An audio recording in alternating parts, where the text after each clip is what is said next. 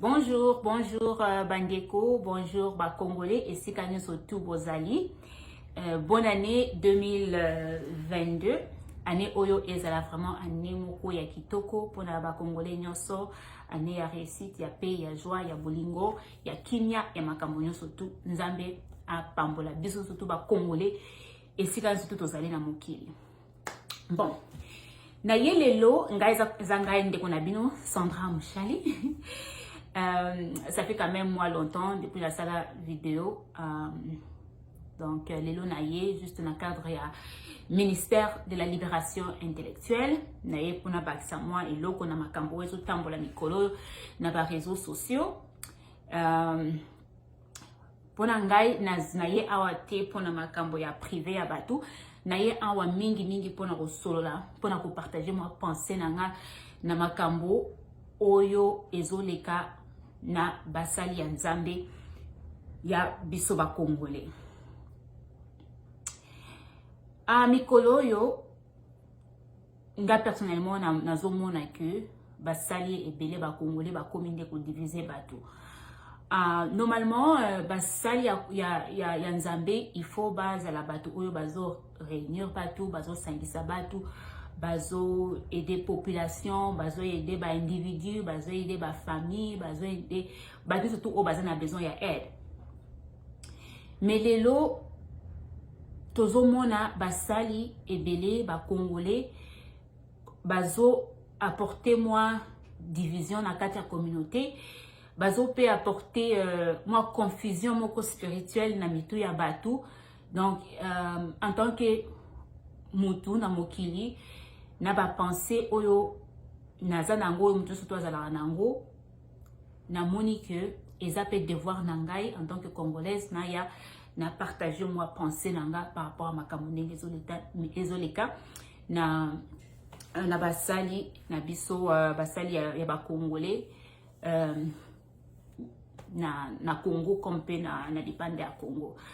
Bon, musali oyo ngai vraiment lelo na yebi kaza populaire, bato ebele balandaka ye, bato ebele baza pe na ba camarades nanga na ba réseaux sociaux na yebi bato ebele balandaka ye. Et puis aza mutu moko ayebani mingi, mais babiloko oyo akomi koloba, je pense depuis l'année passée ou bien année ya liboso avant année passée, nazomona comme si et comme système moko ya ko apporter ko sa moi division na esprit na mitu ya batu ya biso ba Congolais. Musali ya Nzambe oyo na lingi na loba sur makambo na ye ezati parce que nazoloba juste pona koloba ne ba Congolais ba loba eza bilobela te. Biso ba Congolais il faut peut-être comme à mesure que tozo tala makambo tozo réfléchir et puis totali que non oyaza musali ya Nzambe eloko alobi eza bien eloko alobi eza bien te pas parce que aza musali ya Nzambe ayebani mingi et makambo surtout akoloba il faut batu bandi mango il faut batu batika ngo mutu akoya kolobela ngo mabe eza te non bona pe tozo pesa tozo sala ye service te en tant que biso batu a communauté. Musala Nzambe oyo na ye kolobela lelo ezali oyo biso nsuto yebi Pasteur Marcelo. Pasteur Marcelo azana bato ebele balandaka ye ayebani mingi asalaka mateyi ya bien mosusu ya bien, mais bamikolo oyo bane uti koleka ya bapoint moko oyo azolobela ngo na ndenga bien te oyo nga personnellement nazomona que parce que nakolobela pona bato surtout nakolobela pona nga moko na ndenge nazomona ba parole na ye ezo apporter division, ezo apporter insécurité, ezo apporter ezo aider ba Congolais spirituellement te.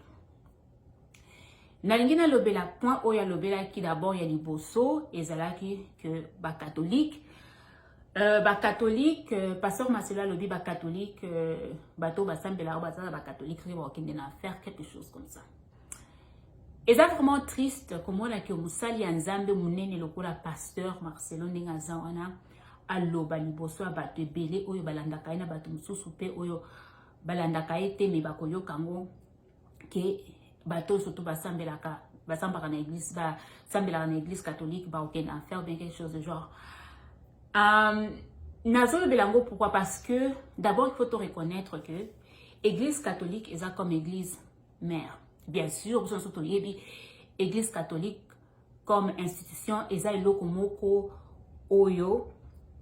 eza pe ba erreur ebele na histoire. Toyebi surtout na Amérique na Canada eza na ba connexion na ngo na makambo mabe po na ba autochtone et puis masolo pe ya ba esclave église catholique ezala ki pe involved na makambo wana. Donc toyebi église catholique eza église moko ke non institution moko ke non eza parfaite surtout toyebi.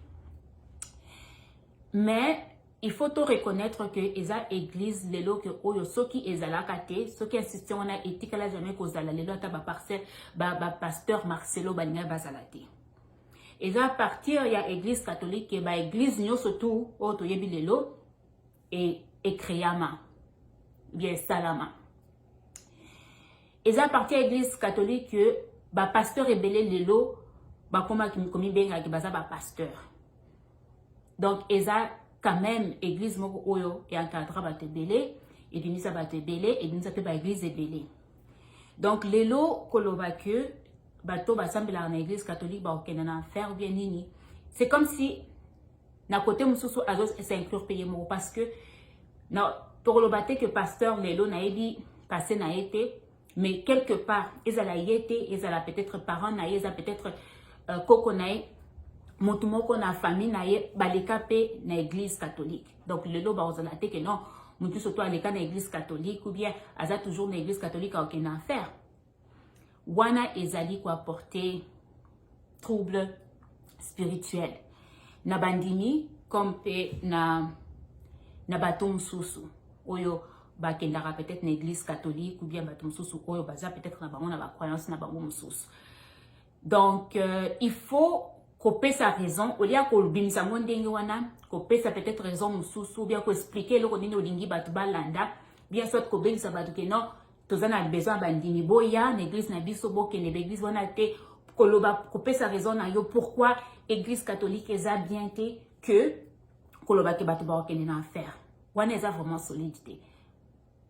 Et puis église catholique ndenge na lobaki et sala ba église ebele eza na ba erreur na bango esala ebele mais quand même il faut qu'on reconnaître institution wana comme institution mère na ba religion nyonso oyo eza na mokili. Eloko mosusu nalingaki naloba oyo nalobela par rapport à makambo ya pasteur Marcelo ezali oyo alobelaki sur lisolo mosusu auti koloba awa ezali récemment sur Noël. Ok non Noël eza diabolique. Mais pasteur Noël eza eloko moko oyo bato bazo babanda ko célébrer depuis kala bane eza pe ezo sala pe par église catholique. Eza kondima eza tant moko bato oyo bazara bazo se réjouir bazo aider ba voisin na bango bazo aider bato a quartier bazo aider ba orphelin bazo aider bato. Pourquoi koya koloba eloko ndenge wana oyo ezo komema division na mitwa bato division na ba communauté congolaise division même na bandimi na yo parce que eloko lokola Noël baton lokola baton ya Noël eza même bato oyo baza ba catholique te ba feta kango ata bato na église na yo moko pasteur eza wana bato oyo bakoya na église basali ba fete ba sambeli minanda kubake jour à Noël ba pesi bana moi ba jouer ba pesi bana moi bilamba sika moi ba sapato sika et tout siko koloba que non eza diabolique. C'est comme si parmi bato wana oyo baza na église na yo tango bakozonga bandako na bango ane oyo aske bapesaki bana na bango ba cadeau bien bana kubanga ki o pasteur alobaki que eza manani ya diabolique donc to somba ba cadeau te to pesa bana eloko te wana déjà eza ko diviser ko bebisa famille ko apporter division na communauté ko apporter division na kati ya église na yo moko ko apporter division na makambo ebele. Parce que bana batu ba famille ebele pona bango Noël eza temps oyo ba famille bakutanaka temps oyo bana ba sepelaka makasi parce que bayebi que oh na jour à Noël tokosala boye. Donc c'est ça. Et là comme ça on a lingana lobelango eza ndenge wana. Parce qu'il faut que tala biso soto ndenge toza boye. Il faut pas parce que musala nzamba lobby il faut kaka kolanda parce que musala nzamba lobby il faut kondima parce que musala nzamba lobby ezande yango wana il faut kosala non. Ba pasteur pe ebele bazo conduire batu na nzela mabe. Donc yango ngai lelo na ye c'est pas parce que nalingi koloba que non pasteur Marcelo aza bien te non. Mutazana bien na ye mutazana mabe na ye. Eza juste koloba moi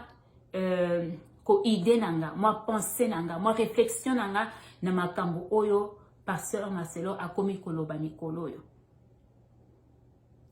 Mususu oyo nazoloba que non, yango pezo apporter division dans la communauté par rapport à makambo lobaki, eza oya koloba makambo ya batu na diaspora. Pourquoi pasteur Marcelo a monaki que ezalaki vraiment sujet ya important ya koya ko pesa liboso ya batu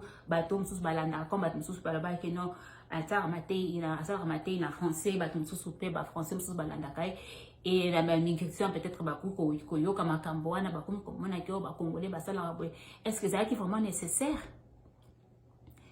Je suis sûre que penser wana eyela qui est peut-être parce que mutu muko kendaki ko se confier pas na ye que pasteur ngai na sala ki boye ou bien ngai na yina ke na poto na ni fona kosa boye pona leka ou bien ngai na kendaki na poto na sala ki na loba ki boye azwi yango siko idée na yebi ke nazo bateke saki ndemo nazo parce que juste moi penser parce que l'homme surtout yaka na mutu a mutu avant mutu a lobango il faut zala et les cas qui nanu en tant que penser na mutu na ye et bien penser wana yaki par rapport ya soit à mona ki amwe sika moko soit mutu moko ayebisa ki et comme il peut que non akoma liboso batu a lobelango. Donc ezali vraiment eloko amawa que congolais bon na bien tata soka za congolais mais de toute façon Congolais, pasteur, aloba makambo ndengwana, pona bande kona ba Congolais, oyo bazana libanda, o ba mususu pe ba kokokene na libanda mboka, bazo préparer moi masolo na bango ba yoka ke non, pasteur wana loba ke ba Congolais basala bo, je pense que ça bien tes division mususu wana oyo na zolo ba ke non, ba sali nzambe bazo te a division mingi. Je pense que comme étant biso ba Congolais to banda fungola miso to fungola matoi to la nataka te parce que pasteur Marcelo azana balande belé so ki alobi ezande wana parce que pasteur Marcelo a sali boy faut karato ça non. Et loko eza très important ezali koye bandenge nini ya ko diriger bandimi na yo spirituellement ke bakende na kosala makambo oyo ezali bien te selon parole ya Nzambe. Au lieu de utiliser plateforme na yo en tant que pasteur pour prêcher, pour te à makambo oyo ko apporter division dans la communauté, vaut mieux par exemple comme bandimi bazé belé koloba un jour que non côté ya batu ba congolais ndenge nini bakoki kokoma ba citoyen ya bien na mboka na bango eloko nini bakoki kosala pona ko aider gouvernement na bango eloko nini bakoki kosala pona ko aider mboka na bango. Na monaki dernièrement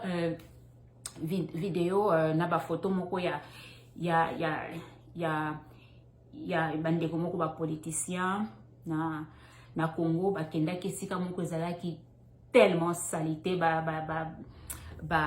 salité partout et tout ça donc c'est comme si sika moko sika bakenda ko boka ba déchets ba bloc ndenge wana et lokola mutu lokola pasteur Marcelo na bandimi na ndenge azali akipe kozana idée un jour à l'objet que non lelo église na biso ekozala na kwa wana isika ba salité za ebeli to ko prêcher te to kende ko nettoyer bandimi surtout ba kende bomema basbo bomema ba sachet na bino bomema ba nini biloko tout boza nango ko mema pona to kende ko nettoyer kwa wana to nettoyer yango. C'est ça. Jo mosusu obike no bandimi lelo ndenge tozo kende bwe na ba famille na bino bolamba ba semoule ba soso tozo kende ko visiter ba nyonso to baza na prison. Lelo ndenge boza bwe bande ko mibali bokende na ba bokende ko sala moi quelques heures ya bénévole na ba compagnie songolo juste pour na quoi apprendre moi ba skills nike. Donc un peu ba bloc ndenge wana que lelo juste ko na plateforme koloba ke église catholique ba basambela na église catholique ba okende na faire Noël les ailes komoko diabolique o ba congolais o bazabwe bazo sala. Non pasteur, il faut que teya eloko oyo eko réunir unir bisonyo surtout ba congolais, parce que déjà ba congolais ça va déjà divisé. Congolais ça la kaka za muto ça la kaka na yemoko en tant qu'individu, surtout pour na bien na yemoko pour na développement na yemoko. Souvent congolais ça la individu. Au moins jamais congolais, c'est vraiment rare au moins ba congolais bazo travailler ensemble pour na bien le développement, il y a communauté pour na bien il y a communauté pour na ba développer ba coller ensemble en tant que communauté. Non, congolais au fait la kaka yemoko en tant qu'individu alingia zo esika na yanda ko travailler yemoko alingia koma na position likolo na musala na ya ko travailler yemoko. Mais toyebi ke bekolo mususu ezalaka ata pona ko somba ndako bazalaka en groupe, ata pona ko luka musala bazalaka en groupe. Ce qui congolais mutu moko azana na musala moko likolo ko mona ta bandeko na ye bazali ebele na kati ya compagnie wana. Pas bandeko, pas comme le na Congo où ekoma que non parce que oza politicien ozu bazuzu bandeko na yo. Non, tozolo ba mutu oyo aza engagé na compagnie moko ya likolo ezala awa na poto za na Congo, mais azwipe bandeko na ye. Pourtant nazo ba bandeko zaka bandeko ya famille te, mais ba congolais mususu akotisi bango ndenge. Donc c'est un peu ça. Ba pasteur na biso parce que ba tebele bazolanda ba pasteur ba tokozotala ba following ya ba pasteur eza ebele. Si ko soko réfléchir ba nisi tuwana oyo bazolanda ba pasteur, ce qui pasteur alobi eloko moko oyo eza vraiment ko aider population te. Combien de bato oyo ba kena erreur oleba kena nzela est bien bato ba kena nzela ya côté. Pourquoi? Parce que pasteur alobaki eza ndengona. Non. Donc c'est ça bandeko na zabino tamingité les deux samedi. Eza juste que non, biso surtout en tant que bandeko bato na en tant que bateau, nzamba pesa biso moi esprit wana ya ko réfléchir. Eza la pasteur, eza la président, eza la nani, mutu surtout après que ça la erreur. Pasteur, je pense que à combien de temps il faut ami bendana abanda ko réfléchir sur makambo oya lobby et puis azwa banzela mususu par rapport ya ko pesa ba prédication na ye. Tous en a besoin tous à l'ensemble. Tous en a besoin bolamu bolingo et à l'ensemble. Pas bamatei oyo ezo ko diviser biso ba congolais autres alors déjà divisé. Que tout dernièrement namoni juste pour nako bakisa moi et là on m'a vite fait et tali makambo ba pasteur Temeza quand même un peu lié un peu na kati eza makambo musique. Eza liende yeni ba musique na biso ya ba congolais biso ya kala wana comme époque ya Pepe Kale, époque ya ba Defao, époque ya ba Mbidabel na tango ya kala, ba Kofi na tango ya kala, ba Debaba, ba Taboulay, époque wana je peux dire musique ya congolais ya Congo, musique classique wana oyo rumba classique wana oyo to zalaka nango. Je peux dire lelo ezalaki lokola ba prédication. Soko tali ba musique lokola ba musique ya kalawana olandiango na bandeli tina suka okomona vraiment musique wana eteyo ba musique lokola na ibi titre bango te me baimba ozalaka na yo très impoli okoti na ndako ya moto tie makolo likolo na mesa biloko ya ndenge wana eza vraiment ko aider moto kopesa moto aza na habitude ya bien akota na ndako ya moto akolongola chemise te eza ba prédication ba pongo love basala ba musique oyoki musique ke non tala musique mama nanga asali nyonso na telemi na tamboli ozomona musique vraiment eza na sens ezalaki vraiment ba prédication ezoteya vraiment makasi ya mwasi mobali azala mobali azala te ozomona vraiment musique ndenge nini ezoteya yo ba musique wana ya kala na okikoloba vraiment bande koteya ba congolais koleka ba prédication mosusu ba pasteur bazo pesa lelo yango pe na ingana juste na bakisa moi eloko moke eza que biso ba congolais tant nazoloba makambo ya division eza pe pona koloba ke tozala uni to banda ko apprécier ko respecter kolinga ba musicien na biso na ndenge ya solo surtout ba oyo akala oyo baza toujours oyo bazolokana toujours na oyo bazolokana te pourquoi parce que bamoni mutu basala comme ko révolutionner nani musique congolaise baton wana musique congolaise banda koyokana partout na mokili mais siko ozomona eza musique ya ba Ghanéen musique ya ba Nigérien mutu ezobeta partout mi bato ndenge wana balingi baya kobina balingi baya koyemba na Canada na Europe na États-Unis ba combattant bobimi boyemba te parce que ça va combattant parce que bozo participer na makambo ya politique te donc c'est ça ceux qui bolingi bo to aider il faut pas que to zelaka ceux qui chanteur a munene azali susu tende wana biso ba congolais to komi ko partager banzembo na ye to komi ko partager banini na ba réseaux sociaux pourquoi pas ko célébrer bango tango bazana nous vivants mbili ya bela za wana za mama moko ya sala banzembo moko oyo ete ya bato ezo continue toujours ko te ya bato nzembo moko na ite soki za mbili ya bela benani ya baike non soki mbongo ya bigodi nazongisa mutu moko boye soki akanisaki ke mobali na ye akendaki kofutela mwasi mosusu mbongo epi mwasi nazoloba ke nonga na ye bakita kazaki mobali na yo soki eza mbongo afutelaki nga mpona bigodi na kozongisa ye ozomona banzembo vraiment ezolakisa ba vie quotidienne vie vraiment ndenge ezalaki na Congo ozomona matei ozoyoka vraiment na ebandeli tina suka oteyami vraiment bato ndenge wana ba musicien ndenge wana toza kaka balingi baya kobeta na Congo na Europe non ba combattant botelemi bokobeta te donc et ça quand même triste c'est là comment il faut vraiment tout changer en tant que communauté to banda ko soutenir ba chanteur na biso to banda ko soutenir ba to baza minene ba légende na biso to banda ko soutenir ba icône na biso ya Congo tozela kaka te soki bazali soutenir wana to komi ko partager banzembo na bango et tout ça et loko pe o na nina bakisa lisusu na ba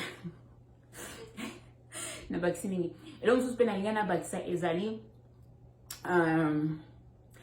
nangi suna passer moi message pona bandeko ba musicien oyo ya kala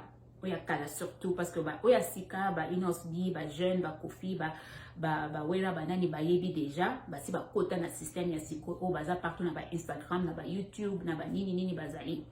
mais ya bakala tozo mona vraiment présence na bango na ba YouTube ezate dernièrement tango des fois ali mwaki na bandi ko luka page na officiel na YouTube. Là, je pense même pas qu'ils allaient. Ce qu'ils allaient, ils allaient nous avons vraiment following à mouki. Mais pourquoi na bande ko lukango? Na bande ko lukango parce que na yebi que musicien normalement a sala rambongo belé ils ala acteur, ils ala nani musicien, acteur ou bien nani basala rambongo belé jour au bakendaka. Tant baza iso na mina mukilote ba limwe de batisko ba komi ko lukanisala na bango sala kinine e koma ko na valeur ebelé. mais na ba musicien na biso ba congolais surtout ya kala tozo mona présence na bango na ba réseaux sociaux té lelo ezali na kendaki na luki YouTube officiel ya defa na mona ki yango te na mona ki moko mais ezali na ba following ebele te bon na ko partager vidéo na ye na page mosusu na mona ki c'est quand tozo sa ndinga tozo partager eza ba view moto ezo bakisama ba view wana eko changer na mbongo mutu soki aza lisusu te mbongo wana tozokanisa ke mbongo wana ekokende na famille na ye ekokende na bapreparation ya makambo na ye ya suka ekokende soki esika nini ezokende ezobénéficie nde ye mais ntango sikoyo biso tozopartage bavideo oyo ezali na bapage mosusu ya bato baza individu et tout ça ko baview wana ezobénéficie nde bato wana donc yango na yenga naloba juste mpona bino bamusicien ya kala oyo bolanda video oyo boye ba juste que non na système oyo ba jeune ebele ba komi na ba réseaux sociaux bozala bolakisa présence na bino na ba YouTube na ebite ceux qui m'ont bila belle azali na YouTube na ebite mais je pense azali parce que mona ba vidéo na ebele na ebite ceux qui yemo ko mutazo dirigeant ou bien mutu mususu mais présence ezala quand même na YouTube que YouTube wana ezala compte moko eza ya business que non jour ya suka tango acteur ou bien chanteur a osala sous-sauté batu bakoyeba esika nini bakoyeba esika nini ya kokende pona ko partager musala oya sala ki comme ça eya et bénéficier na mutu wana na famille na yo donc c'est un peu ça bon pona ko suki ça na linga juste na partager na pesa moi un plus na makambo oyo ezele ka mikolo pona surtout ba pasteur pasteur bazosala makambo ebele mikolo oyo za vraiment je pense que ils ont même biso communauté na ndenga mabe communauté déjà essaie kende na mona ndenga mabe mais ils ont kende kaka ils ont kende koleka na makambo mabe na nzela mabe donc ba pasteur vraiment na ebite soki bino bozala kana ba meeting ya ba pasteur ceux qui kolo pasteur kolo ya ba pasteur azala kana Congo na ebite vraiment ceux qui azali chef ya ba pasteur surtout ya Congo ceux qui azali bobenga na vraiment wo fanda bo discuter botala ndenge nini bokozongisa communauté congolaise nyonso tuna nzela ko prêcher makambo oyo ko servir Congo oyo ko servir congolais oyo ko servir mutu nyonso tour azala za congolais te mais premièrement oyo ko servir mboka na batu na ye batu ya mboka wana donc biso ba congolais c'est un peu ça bon merci mingi na linga vraiment la vidéo oyo eleka 30 minutes te donc naya qui ça fait vraiment longtemps depuis na sala vidéo ba oyo balingi eza ba vidéo mosusu na sala na ministère de libération intellectuelle soki bolingi olanda ba vidéo wana kala boko kende koluka Sandra Mushale na YouTube bon mona ba vidéo ya kaleza kuna donc Sandra Mushale na YouTube bo like ba vidéo eza wana soko sepeli na vidéo na sepeli na makambo na partager ki na vidéo wana o like vidéo et puis soki oza connecté te olingi kobanda kolanda ma vidéo na bana kotia once in a while o connecté pe o s'abonner et tout ça mais anyways c'est ça ezanga Sandra Mushale ndeko na bino na yaki juste pour na passer moi temps moi moké na bino je m'excuse ceux qui vraiment makanisi nanga elandani vraiment mingi te parce que na komaki na ngelo ko moko tenyo surtout e butika na mutunde na zolo ba boy. Donc j'espère que na lobi makambo oyo boko comprendre et pour nasu qui ça vraiment pasteur Marcelo na moni vraiment il faut o mekana no ko sala moi retraite mo boye ko tala ndeni nini o bongisa pona ko zongisa maloba oyo e ko sala ke ba congolais ba comme un peu unis et puis non diviser nde ba makambo misatu wana mikolo ndengo olobeli yango par rapport ya congolais na libanda mboka et par rapport ya Noël na par rapport ya église catholique vraiment je pense que ba matei wana misatu vraiment ils ont apporté division moko na ils ont déturpé bateau spirituellement ils ont fait moi désordre spirituel na mitu ya ba congolais na surtout ya balandeli o balandi na ya pasteur oyo baza vraiment na na makasi ya kosala ba raisonnement na bango moko te, je pense que bazokende na nzela moko oyo ya bien te. Donc c'est ça vraiment, eza na ye awa te mpona koloba ke o boye pasteur aza bien te, na ye juste mpona pesa moi point de vue nanga ndenge nga nazomonela makambo et tout ça. Et c'est ça, merci mingi bandeko, bozala bien, nzambe azala na bino, année 2022 ezala kitoko, et meme na bino bolamu, bonté, joie, paix, et makambo surtout bien, succès et tout. Merci, au revoir.